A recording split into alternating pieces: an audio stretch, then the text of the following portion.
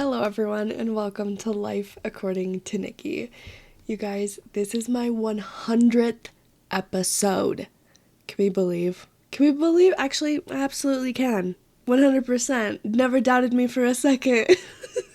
And I know that none of you did either. So this is really a celebration of us together. Welcome to 100, baby. Are we kidding?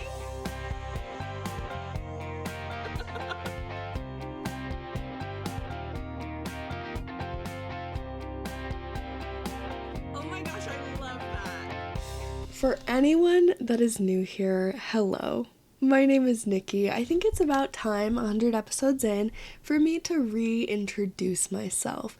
For any new listeners out there, especially those that have started listening to my LDS Sexologist podcast and ventured on over to my more secular podcast, if you will. I was actually going to give like a full introduction of myself again, but I just, doesn't that just feel draining to anyone else? Where it's like, I think y'all already know me already. But okay, you know what? Here, we will give the Sparks Notes version. Here is the last decade of my life in just a really quick rapid fire. And honestly, just go listen to episode 10 if you really want to understand like more in depth who I am, what I've been through. But here's the bullet point version, okay? Graduated high school. Went on a mission to Fresno, California. What up? Left after a year because I got a tumor in my spinal cord. Had surgery. Permanent nerve damage. Rough time. Had to relearn how to walk. Moved to China in 2019. Before COVID. Came back. Moved to Provo. Was in Provo and loved it. Was working, studying UVU. Not BYU, don't get it twisted. I may have been living in Provo, but I am a UVU girl. Nothing against BYU, but you'll understand the more you get to know me. I'm not a BYU girl. Although, who knows? Maybe one day I'll do something like go get a PhD at BYU. That feels like me. That feels like that'd be the most on-brand thing ever for me to just absolutely refuse to go to BYU for a decade and then just in the end go there for a PhD. Oh my gosh, in sexology, by the way. Yeah, that feels right. That feels like that would be completely on brand. Okay, moving on. Lived in Provo, then I lived in Orem, continued to go to UVU, did a semester in the U.S. Virgin Islands on St. Thomas. That was incredible. Really enjoyed myself there. Love a beach. Love going snorkeling with some sea turtles, the sand, the sunset, just, gorgeous, amazing. Would I live on an island again? No. Lesson learned. Real inconvenient, not great, but had a wonderful time. Came back, lived in Vineyard, and I also then was going to school this whole time. I was originally getting my degree in autism studies, like behavioral analytics, but then in my last semester, unfortunately for me, I lost all accreditation of my degree. That's a whole long story. Go listen to episode 10 if you want to hear all about that. That was funny and wild. So lost all accreditation, had to do an extra year and a half, almost 2 years of school because of it, but that's okay because then I was able to switch and do the degree that I've been wanting to do this whole time and had been pushing off, which was sex education. So then I do a semester in Switzerland, did some research, had the time of my life, came back, finished my degree, then started working as a sex educator, got a job in a sex store, got a job working for the Church of Jesus Christ of Latter-day Saints, all at the same time. And then I was also working for a sex therapy clinic as well. So, yeah, kind of jack of all trades, if you will, or Jill of all trades. And then I decided, well, more like God told me to go and get a master's degree in sexology. So sold everything I own, really took a leap of faith in the most real way possible.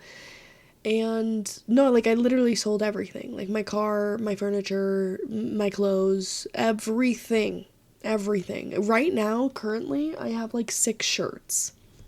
That's it. I have like 3 pairs of pants. They're all the same, just 3 of just different colors.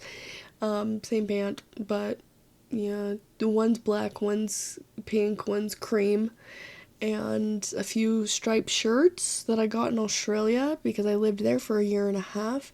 Got a degree. That was a struggle living in Australia for me.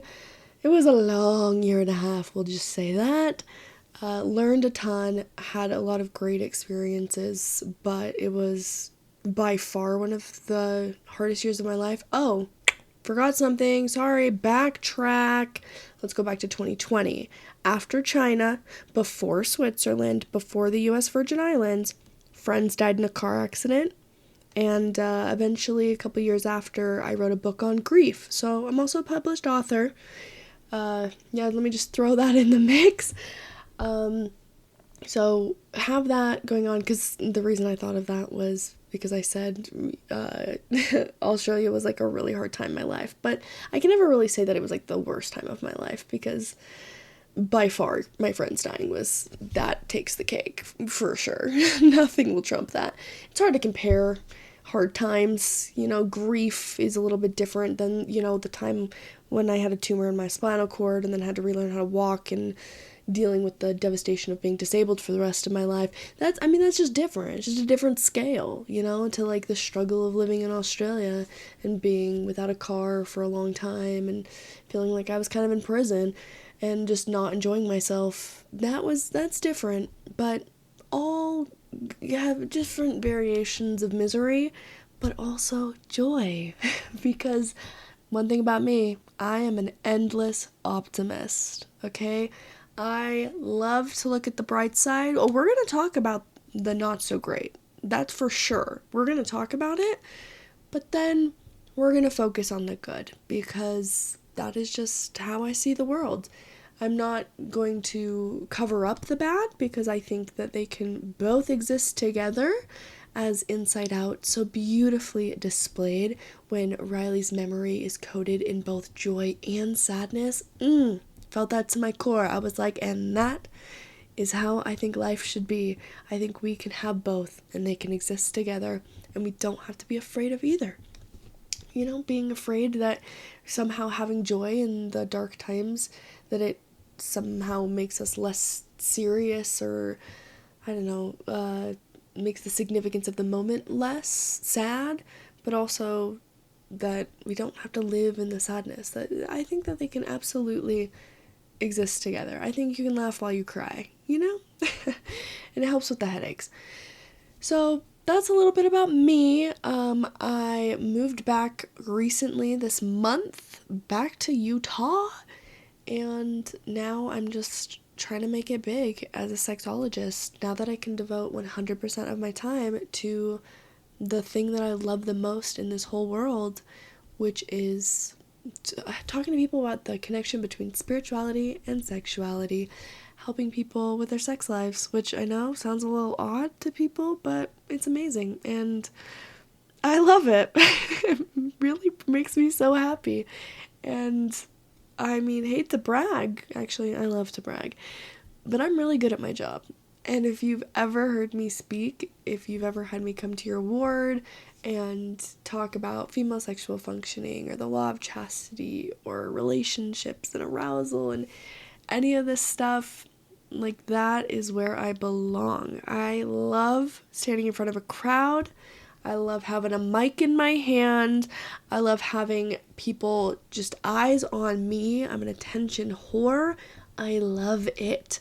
I live off of it. It makes me so happy.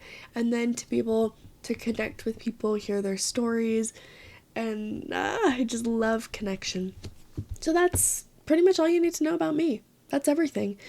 The other things that you need to know is I love watching TV. Actually, I feel like love makes it seem like it's just like a hobby. No, this is much more than that for me. Okay, this is an addiction. This is something that it has a darker edge to it. Okay, when I say I love watching TV and movies and books, or listening to books, there's more to it than just like a love. It's kind of like a unhealthy possessive type of love. Okay, like I don't love in a normal way when it comes to movies, books, and TV. I am analyzing. I am judging. I am consuming at just such a fast rate that people who don't get it will never understand. You have to be in this type of personality dysfunction category in order to truly get it.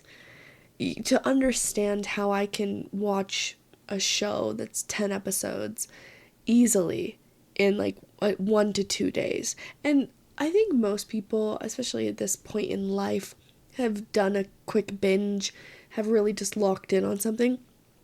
I think everyone's capable of that, but it's only people who get it who are part of the addiction category that I'm in that can understand doing this all the time, consistently, not just a one-off, not just something that was really good. No, we're talking constant. We are talking many books, many TV shows, many movies. The consumption is never ending, and I am also very critically judging them. I am not easily pleased. I am extremely opinionated, and you know who's going to hear my opinion?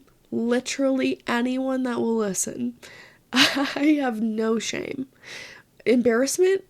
Barely heard of her. You know, I feel it occasionally, but we can get past that real quick. That's not an issue for me. I can handle embarrassment.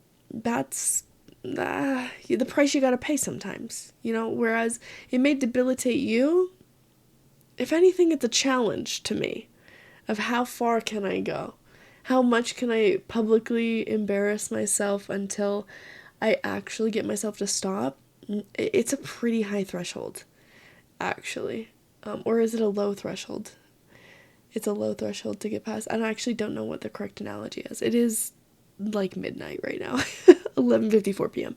But I had to talk to you because I just watched The Odyssey. And again, I was going to make this episode all about me, bio, help people know more about me. And you know what? We're nixing all of that, and instead we're going to talk about The Odyssey, okay? Because that's who I am. I'm the type of person that needs to talk about what I've watched, and I need to discuss it, and that's what we're going to do right now. And we're going to take about 1,000 side roads to get there. We're going to do some side stories. We are going to do some quests, if you will, but we will make it to our destination. So buckle up, because we're about to go on a journey, or an odyssey, if you will. Let's first start out with my background knowledge about The Odyssey before going to see it. And for anyone that also doesn't know about The Odyssey, hey, I am here for you. Here's what I knew about The Odyssey. A couple years ago, how many years ago now? 3 years ago, almost 4, I was living in Switzerland, and I had these tickets to go and see an opera. And, you know, being the classy woman I am, I was like, oh, of course, the opera, let us go. Because we got these free tickets, being college students. So, went with a few friends, 2 Finnish friends, this is important context, 2 Finnish friends, 1 American Jewish friend, and me. Alright, so 2 Americans, 2 Finns. We go to this opera. The opera was The Odyssey. Never heard of this in my life. I know. I'm uneducated. What can I say? Did I go to public school? You bet your butt I did. Did I have, at that point, almost an entire undergrad degree? Yup. Have I ever heard of The Odyssey? No. No, of course not. Duh. I'm not book smart. I may have read a lot of books, but that means nothing. It doesn't mean anything. I wasn't reading the Odyssey in AP English because I wasn't in AP English. I was in regular English. And doing the, least that I could to get by with an A. I was the teacher's pet. And I did, in fact, read every book that was assigned in English, but I was never assigned the Odyssey. That was for the upper class, AP people. What was I reading? I was reading, like, Twelfth Night and watching She's the Man and being like, yeah, I know what this is about. And we didn't even read Mice and Men or any of the other ones that I've heard of. I know for a fact we read To Kill a Mockingbird. I did read that one, but that's the only one that I remember. Everything else was new and modern and new. Yeah, it was not memorable. Well, anyways, never read the Odyssey, didn't know what it was about. So go into this play blind is the point that I'm trying to make here. So we go in, we're dressed all fancy, and the entire thing was in Italian. No, not Italian, Latin, excuse me. Well, it doesn't matter because I speak neither. It was in a language I don't speak. And we start off the play, and I was reading the program to try and be like, whoa, what is this about? But lights went dim. We are dead center in the middle. Okay, the most middle that you could possibly be in the theater. We are middle in every way. Okay, dead center. So the play starts, and the curtains open. And we have 20 men in suits, at least 20 men that are like very good looking, and they seem to serve no purpose because they never sing, and this is an opera. So I was like, what the heck are they doing on the stage? Then you have Penelope, who's the queen, and you have Odyssey. Oh gosh, you would think I would know. I just watched a 3-hour movie. Odyssey. How do you say this? Odysseus. Hold on. Please hold. Odysseus. See, the spelling actually threw me off with my undiagnosed dyslexia. Okay. So anyways, you have the king, and the story that I got was like somewhat accurate, but how they had the play. Let me just again take you back to me watching this play for the first time, trying to put together the storyline, because it opens up, you have these 20 men on stage, and it's in a shopping mall. That is the interpretation that whoever the person who did this opera, they decided to do the entire thing as this shopping mall. So you have this huge staircase thing that all the 20 men are standing on, and then you have the Penelope. I don't even remember her son being a part of it, to be honest, but he must have been, and then the king as well. And you had them singing in Latin a lot, but there really wasn't a lot going on stage. And then at one point, there were goats on the stage. There were like 4 goats, and that really confused me. And then there was this conveyor belt thing with a giant eyeball that came around. That was confusing. Again, the entire thing's in Italian. I'm like, what the heck is going on? But the whole time in my head for the first 90 minutes, I was like, what is the point of these men? What is the point? Why are they just standing there? That must suck that they just stand there for 90 minutes. Are they getting paid for this? Do they just get paid to stand on the stage? Did they have to audition to stand on that stage for 90 minutes? And then, you have intermission, and then it's another hour and a half as well. I mean, this thing was so stinking long. I was bored out of my mind. And I didn't understand a thing that was going on because, you know what? Call me uncultured. Sure, I am. I was so bored. It's like, what is happening? So that's the first 90 minutes, okay? Is what I got from the story was you have Odysseus, and he goes to fight in a war, and he is somehow, like, lost and is trying to make his way back home to Penelope, his wife, the queen, and she's there, and she has like all of these men that she that are there, like that are just standing there on stage, and they have something to do with her. And you have this journey that Odysseus is on, but again, it was really weird and confusing. I wish you guys could have been there. Like, imagine no context, and then all of a sudden there's like 4 goats on the stage, like live goats, and there's an eyeball on a conveyor belt. Okay, it was confusing. So we come back from intermission. I want to leave. I genuinely wanted to go. Like, I did not want to sit there for at least over another hour. I think it was another hour and 15 minutes. So not full 90, but it was a long time. But things started picking up in the second act. Because all of a sudden, the 20 men on stage finally had a part to play. They come down off the rafters that they were, this like balcony thing that they've been standing on this whole time, that it made it look like a second floor of the mall. Looking down on the first floor, this sounds like a fever dream, but I promise you it was real. Well, anyways, all of these men in suits come down, and Penelope is singing some song in not Italian, in Latin, and something about trying to like ward off all of these suitors. Well, all of a sudden, the suitors, in an attempt to tempt her, they start stripping their clothes. Again, I'm sitting there knowing nothing about this play. But finally, my question is answered. What are these men doing on the stage? Well, they were there for this moment. And these men stripping off their clothes, and we're talking all their clothes. Like, they go for the underwear, and I was like, surely not. Surely there would have been some sort of warning if there was going to be, like, full frontal nudity. No, this is Europe, baby. Ain't nobody care about nudity over here. And yeah, fully naked on the stage. I'm dead center dying. I was trying to hold it in so badly of just like the shock and the humor of this entire thing. I was like, just could not get over the fact that in America, this would never happen. Like, you would never have a play that had full nudity, not just from one person, but multiple people on the stage. Like, this would have been in so many newspapers. It would have been so controversial and all this stuff. And no, here I am.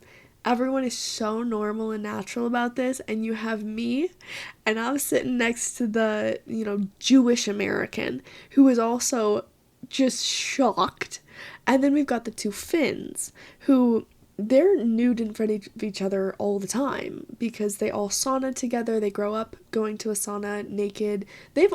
Every Finn has seen other Finns naked. Like, if you meet a Finnish person and they have some sort of like weirdness with nudity, they're not a true Finnish person, okay? There's something wrong with them, because they all grow up naked around each other. That is very normal. I know it's shocking to Americans because we really care about modesty and propriety, and we over-sexualize the human body way too much. But it was so funny to be sat. It was me, and I was sitting next to the 2 Finns. They were on either side of me, and then you have my American friends on the other side, and you have the 2 Americans like losing it, while the 2 Finns are like, what's so strange about this? Like, yeah, what? They're just naked men on the stage. Oh my gosh, it was one of the best experiences of my life. It was just hilarious. So anyways, I'm sitting there, naked men on the stage. They're trying to tempt Penelope. Then all of a sudden things progress.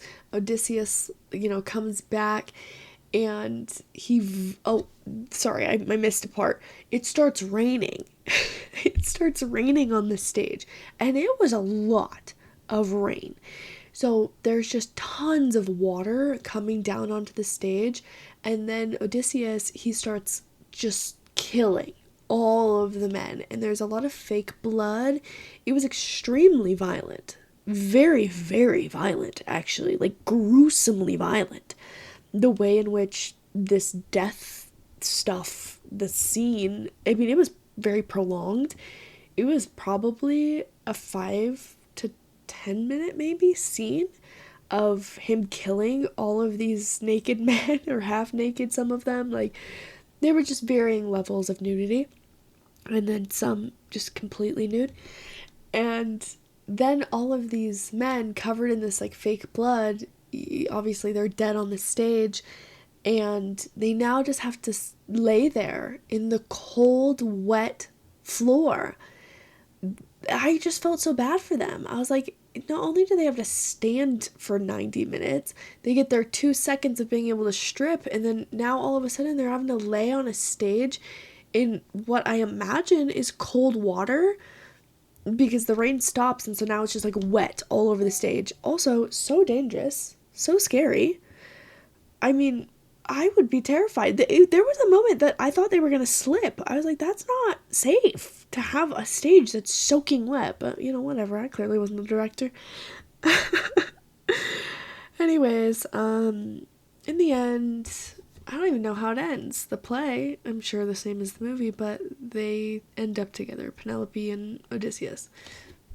So, there's the Odyssey for you, or at least my context to the Odyssey was me watching this play, and then afterwards us just dying over the fact that that nudity came out of nowhere, man. I did not see that coming. I did not see that coming. Especially, I just will never forget when he starts to go for his underwear, the guy in the front, and he just starts taking his underwear off, and I was like, no way. This would never happen in America. Oh my gosh. And I'm trying to keep my giggles to myself. I was like, be an adult about this, Nikki. But you can't. You know, when someone just strips out of nowhere, it's hard to hold it together. You know? Oh my gosh. So anyways, that was my knowledge of the Odyssey. So I went to see the movie tonight. 3 hours, directed by Christopher Nolan. Is that his name? Everyone is obsessed with the man. It was good. Like, it really was. I didn't have any issue with it. Would I watch it again? Probs not.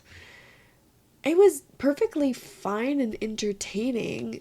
It didn't feel like 3 hours. That was nice. Like, the story progressed really easily.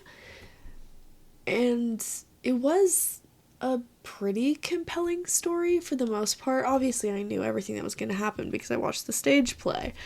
So, you know, Tom Holland was in it. I love Tom Holland. Zendaya as well. Okay, can we talk about this for a second, though? Because everyone has been praising Zendaya's performance. Guys, what are we talking about? Listen, I love Zendaya. She was on screen for maybe 3 minutes total. In total. She had maybe 12 lines. She had the same facial expression in every scene. What do we mean she had a perfect performance? What are you talking about? I don't get Hollywood actors. I don't get it. Okay, whatever. Perfect? I mean, she did fine, but was it extraordinary? She had 3 minutes of screen time. She was incredible in the drama. Absolutely. I think she's an amazing actress, but why is she getting all this like additional praise for this role in which she had almost no real part? I don't know, that was just weird to me. Tom Holland did great though, Anne Hathaway, and what's his face? Mark Wahlberg? Is that his name? Or maybe I'm mixing him up with Mark Wahlberg. Hold on, we'll actually look this up. Matt Damon. I get him and Mark Wahlberg mixed up all the time. Anyone else? Anyone else on that? Yeah. So the movie itself was really good. I, for the most part, got the story correct. You have Penelope. She, for anyone that cares, that wants the story, that doesn't want to go watch the movie, here's your gist. All right? You have a king and a queen.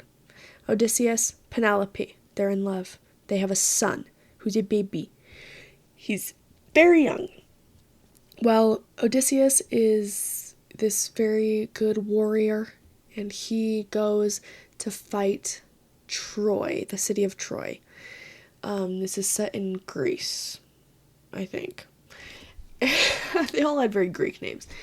So anyways, the Trojan horse, sure you've heard of that. I know I have, so that surely you must have as well. Because if I know nothing, but I've heard of the Trojan horse, then a likelihood that you have is probably the same.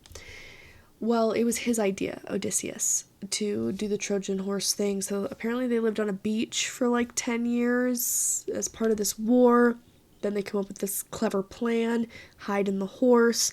Horse gets taken into the city, and then they come out of the horse, stealth mode, kill everyone, burn the city to the ground.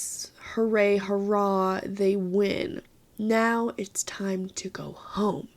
And then the whole movie is really about Odysseus's journey home. Meanwhile, we flash back to what's actually going on at home in Ithaca, where you have Penelope, and she has all of these suitors. That was the men in the suits in the stage production that I saw.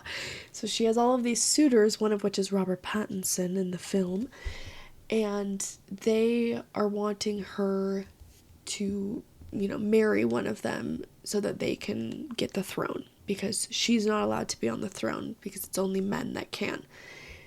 So they've been there for a long time, like 7 years, just ever since the war was won. So it took like 10 years to win the war.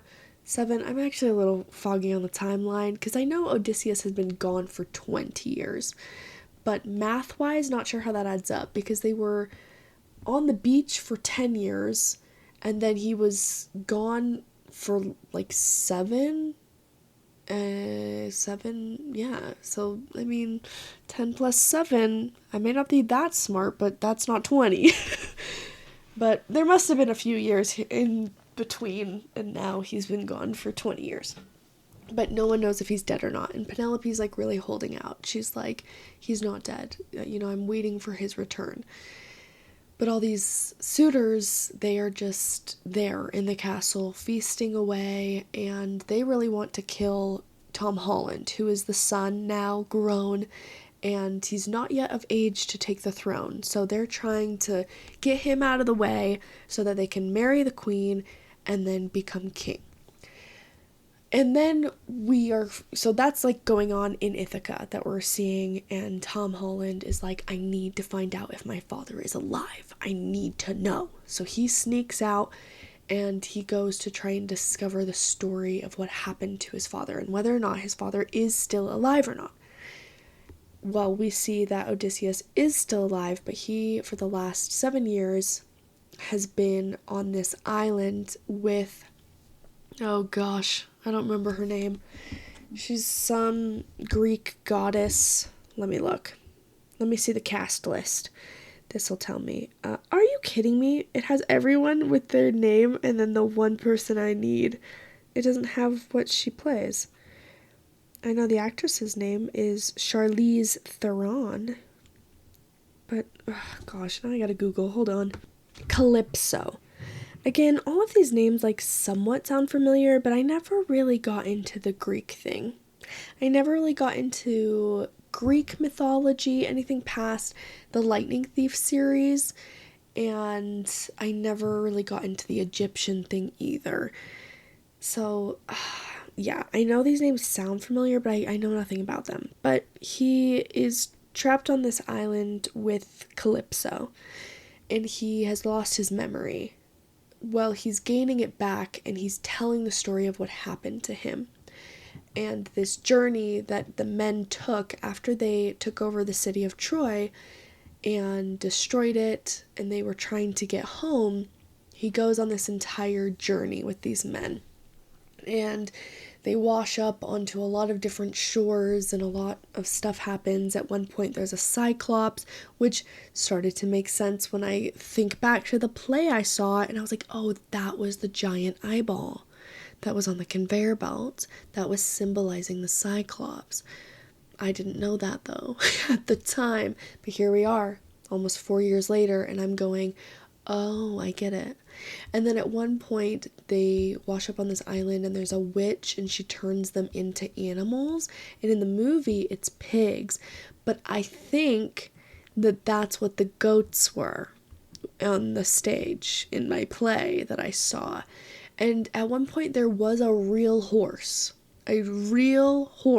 on the stage. And that must have been to symbolize the horse that they hid in the city of Troy. So honestly, watching the movie really did help put some pieces together for the play that I watched. But how was I to know? It was all in Italian. Latin. My gosh, why can't I remember that? Yeah. So, anyways, he goes on this journey, like kills a cyclops. His men are turned into pigs. He helps them out. What else happens? There's some nymphs. No, not nymphs. Sirens. Yeah, there's some siren stuff. There's just a lot of mythical things. They upset the gods quite a few times. And eventually all of his men die because, that's what happens when you anger the gods and you go against them. So he is a lone man who washes up on the sea with Calypso, and then Calypso feeds him these lotus flowers that helps him to forget and helps ease his mind, and he is there with her for 7 years. And eventually he wants to remember, and he starts to remember, and he's like, I need to get home. I need to go back. So he goes back to Ithaca, and he decides that he's gonna do it sneakily. He's not going to just show up and be like, what up, everybody? Your boy's back. Instead, he goes stealth mode. He goes as a beggar. A little bit of wrap around the face, a little bit of dirt, no one knows the wiser. No one is the wiser? Whatever. He goes in, and his son does end up knowing Tom Holland. He knows who he is. He figures it out. And the queen also figures it out. She's like, oh my gosh, my boo is back. I've been waiting for him. But she needs to get rid of these suitors. She needs to figure out how to do that. So she says to all the suitors, she's like, I'm going to finally pick a husband after all these years. Everybody get ready. We're going to do a challenge tomorrow, and whoever can do this challenge, they're going to be my next husband and the king. They all show up, and Beggar Boy is there in disguise, and the task is to thread the bow. I don't know how to, string the bow. Is that a better way to say that? Odysseus, he was a great archer. Think Katniss Everdeen, but the male version. So he could do wild things with his bow, and no one else could thread his bow or hook it in the way that he could. It was just, he was too strong, and no one else was as strong as him. So she says, if you can hook this bow and then shoot it through all of these axes, what he used to be able to do, then I'll marry you. And no one can. But then he stands up and he says, let me give it a go. So he threads it. All of a sudden, everyone knows, oh my gosh, it's him. After 20 years, he's back. This is terrifying. He's going to kill all of us because we've just been living in his house, trying to get at his wife this whole time. She's a married woman, okay? Have some respect. They didn't, and that's why they're going to die. So then he kills a lot of them. Some of them bow down to him and they're like, our bad, sorry. But most of them try and attack him. Tom Holland, somewhat useless, I'm going to be honest, in the fight. Boy, what have we been doing while Daddy's been gone? You didn't learn how to fight? But he ends up helping a little bit in the end, and Daddy kills everybody. Sorry. If you've listened to any of my other episodes, you know how I feel about the word daddy. No, absolutely not. That felt disgusting leaving my mouth, and I'm so sorry about it. Papa Odyssey, he kills a lot of them, Robert Pattinson being among them. And him and his queen, they ride off into the sunset together. And our little prince, Tom Holland himself, takes over the kingdom. And that's the story. There you go. Bing, bang, boom. It's a long story. I just summed it up for you. There's a lot of gore. It's very loud. It was entertaining, for sure. But again, it's just not my type of film. I can respect the fact that it took a lot of work and it's visually really nice and it's a good story, but the concept's lost on me. I don't get how it's this like big, incredible, epic tale. Haven't read the book, have no interest. Now that I've seen both the play version in a shopping mall setting and the movie, I think I'm set for life. I don't think I need to revisit the Odyssey. I think I've taken that journey, and I, like Odysseus, have come home, and I don't need to leave. Well, I guess technically he leaves in the end, but I'm here to stay, and I am good to not go on that journey again. But do I recommend it? Yeah, sure. I think it's great. I think it's a good one to see in theaters because there's a lot going on. Maybe bring some earplugs because it really is so loud. Some of those fighting scenes, when they kill the Cyclops, I had to plug my ears. It rattled every part of my brain, how loud that was. Anything else that I'm missing? I don't think so. On my scale, I'm gonna give it, I'll give it like a 7 out of 10. It was good, but that much action, it just was not my style of movie. But for the public, I'll give it an 8.5. I think a lot of people are going to really enjoy this film. And maybe they'll enjoy it more because they will have loved the book and they're more cultured than me. And you know what? Kudos to you. I love being exactly as uncultured as I am, okay? But occasionally I go to the opera, so some could say I'm extremely cultured. I went to the opera in Switzerland, Geneva. How about that? I'm very cultured. Okay, it is now time to move on to the other things that I have watched recently.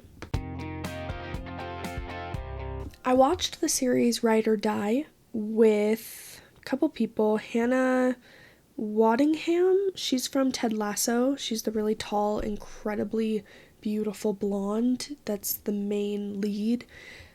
She's the one that hires Ted. Love Ted Lasso. And then Octavia Spencer, she's in The Help, is probably what most people know her from. Really great actress. It was fun for the first few episodes. I was enjoying myself, but then we didn't really go anywhere fun with it. The main plot is you have these two best friends. So Hannah Waddingham, she plays a character named Judith, and she's actually an assassin. And Octavia Spencer, she is married to this man who's going to become MP, which is, oh gosh, prime minister, PM, prime minister. I don't know how the English government works. some sort of important something. Well, anyways, so her best friend, Octavia, her husband is a target, and Judith, her friend and assassin, she ends up needing to protect her, and so the whole secret comes out that Judith is actually an assassin, and then Octavia feels like their entire friendship was a lie, but also they're like ride or die best friends. The trailer makes it seem like it's going to be really good, and like I said, the first few episodes I was locked in, but we just didn't do anything with the plot. It was very predictable at the end. Nothing really fun came of it. They did do a setup for a season 2, but to be honest, I don't think I would watch a season 2 of this. It was not good enough for a season 2. Next up, we have the Dutton Ranch, which is an off-branch of the Yellowstone series. I have talked ad nauseum about the Yellowstone series, done an entire deep dive. Well, This is after the original, like the 5 seasons.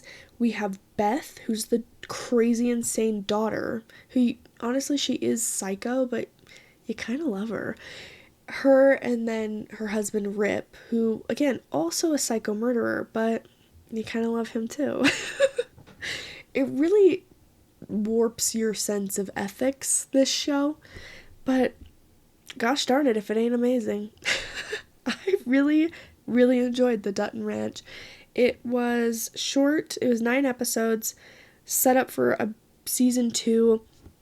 Beth and Rip, now that Kevin Costner is dead, the Yellowstone Ranch is gone. It has been sold back to the First Nations Native American people, and that whole plot like ended on season 5.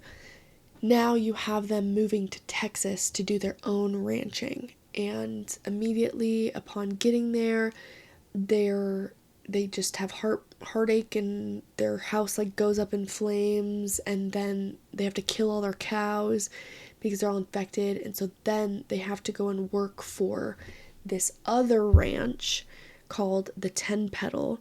And the Ten Petal, that ranch be having some shady action going on. They be drug dealing. They be doing some not so great things. So Beth and Rip then get involved, and you have Carter, who is their now a kind of adopted son. I really enjoy that dynamic. Tell you who I didn't like, though. There's this one particular character, and she is the granddaughter of the Ten Petal owner lady, and she's Carter, the son's love interest. Oh my gosh. She actually drove me insane. Her name's Oriana. Every scene with her in it, I was like, listen, I love to root for a woman. Can't root for you though, babe. She annoyed the living crap out of me. I don't know if it was her acting. I don't know if it was supposed to be her character. I mean, I get that she's supposed to be this like moody 19-year-old, defying authority and really having a temper tantrum. But she actually drove me insane. I mean, there's a lot of killing on this show, and to be honest, I was kind of waiting for her moment to go bye-bye because she drove me nuts. So I did not enjoy her presence. She was the only one on the show I didn't like. But yeah, I feel like they set it up for a good, long-lasting series of them now getting accidentally caught up in this cartel drug dealing stuff. Yeah, kind of fun. Kind of a fun setup. Next up we have Elle, which is the Legally Blonde series. I don't think I've talked about this yet. Did I? Did I tell you guys about Elle already?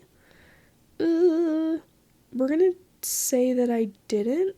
I genuinely don't remember. I think I might have actually. Okay, so because of that, thanks for being here for my internal debate. We're gonna jump to, I think I might have talked about voicemails from Isabel as well. We'll go with Ladies First as a movie. I don't think I discussed Ladies First. That one had so much potential. It really did. Basically, there's this guy, and he is this super arrogant ladies man. Like, he just typical white man in power, and he ends up hitting his head, and it transports him to this different reality in which the patriarchy is not in charge. Instead, it's this woman. Well, it's not a matriarchy, because the matriarchy is like not the same as patriarchy, for anyone that doesn't know. They're completely different systems. So just in this world, though, it is the patriarchy, except it's women running the system. But it's not matriarchy, because matriarchy is different. If women actually had power and like took over the world, it would not just be the reverse of patriarchy.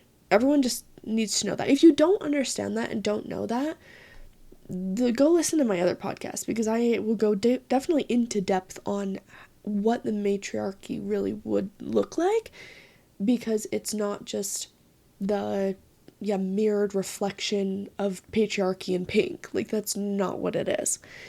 But in this movie, it takes that concept. So it was quite interesting when he wakes up in this alternate reality and all of a sudden you have all of these streets. Whoa, there's like big thunder happening. You have all of the street names, instead of it being like King's Cross Station, it's Queen's Cross Station. And you have all of, instead of it being like Michael Jordan as the, the Nike logo, it's like a woman instead. And there's just so many like nuances. Instead of saying like mother effer or like you say father effer. Just you start to see like how many ways in which like women are put down, or like men are immediately assumed to be in charge or have authority or something like that. And that was fun. That part of the film was really interesting and quite humorous. And the ads as well, every single billboard and stuff, instead of it being sexualizing women, it was sexualizing men. And then you also have where he needs this whole makeover because they were like, you need to try more. Maybe if you cared a little bit more about your looks, like you would be able to get a promotion at your job. And so then he goes and he gets this makeover, and he goes, instead of to a bra store like Victoria's Secret, it's like the male version of that, where it's like padding for your testicles, and it's super uncomfortable. And anyways, it was just really funny.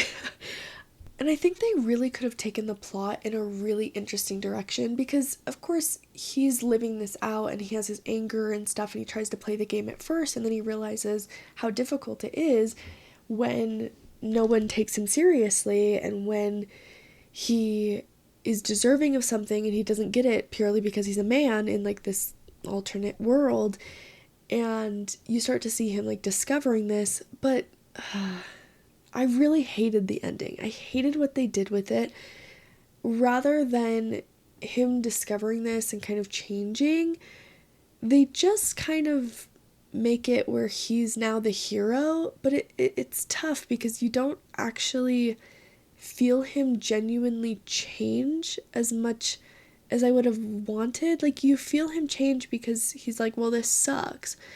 But then he just gets to be transported back to his own reality, and then he gives like a woman a promotion that deserved it. Like, that doesn't feel like a good ending to me. It just was very lackluster with the actual storyline that was going on. I really didn't like the storyline, but the elements of the gender swap and bringing light to how much of the world is centered around men was fascinating, was interesting. And this will definitely be on my list of movies when I teach a college class and we talk about gender roles. This will be one of the, people can watch for extra credit and write about like their observations in this movie, things that stood out to them. And yeah, just it could have been so much more. So for me, on my scale, I'm gonna give it a 4 out of 10. On everyone else's, I'm gonna give it a 3.5. I think I'm gonna do a little bit less. It just wasn't great. It wasn't that awesome. I think I liked it a little bit more because I enjoyed the gender swap, and I was thinking about it a little bit more from a gender studies perspective. So I think I took it further than most people would in maybe how it could be interpreted, but yeah, that one can be on the pass list. Okay, I'm tired now. It's time for bed, and I have so many other things that I've watched that I know I have not discussed with you guys yet, but that's all I have for tonight. So for anyone that's new, thank you so much for being here. I hope that you enjoy yourself. Really, it's just a fun time to just relax and take in my thoughts and my opinions, and then you can think of your own in your head or even vocalize them out loud. I like to think that in spirit I hear you talking back to me. We're just here for a fun, laid back time. We're not talking about anything too serious. I'm gonna give you my opinions, my ratings on what I think you should be watching, what you shouldn't be watching or reading. Actually, we'll just do really quick a book because I have read some really good things lately. Okay. Let's go to, most of them have been academic, all right? That's just a given. But I did read You Could Be Having Better Sex by Nicole McNichols. The first, I want to say 6 chapters, phenomenal, incredible. She is a professor of human sexuality, and I loved this book. Now, the other chapters for my particular audience, I don't think that they're gonna love. I'm trying to find right now the list of the chapters, because the ending chapters, it was about non-monogamy, and that just doesn't really fit with the audience that I serve. So that kind of stuff, I was I skip past. But the beginning, the first 6 chapters, the techniques that she talks about, the way she talks about sex, and the way she explains it, it feels like you're in a class. It was so good. I really enjoyed that. And then I've also read Floored by Sarah Reardon, and that one is all about pelvic floor health. Really great. If you have any questions about pelvic floor health, if you pee when you sneeze or you have pain during sex, I would recommend that book. It really goes into depth about all sorts of different conditions, how our pelvic floor works, how it connects with the rest of our body, and I really liked it. So those are my top 2 right now. I am going to start reading more fun books that are just romance and things again. Now that I'm no longer in school, I can do that. But there's also so many books about stuff in my field that I'm I need to read that. So we'll see. But for now, there are my most recent reads, a little bit more about me, and thanks for joining me. Thanks for listening to my thoughts on life, because this makes me so happy to be able to share them with all of you. I'm a very opinionated person, and I appreciate anyone who will let me run my mouth for an hour and actually enjoy themselves. Because I know I enjoy myself. I'm having the time of my life. So it makes me so happy to know that others also have a smile on their face and we're happy to go along for the ride. So these have been my thoughts on life, because this is Life According to Nikki.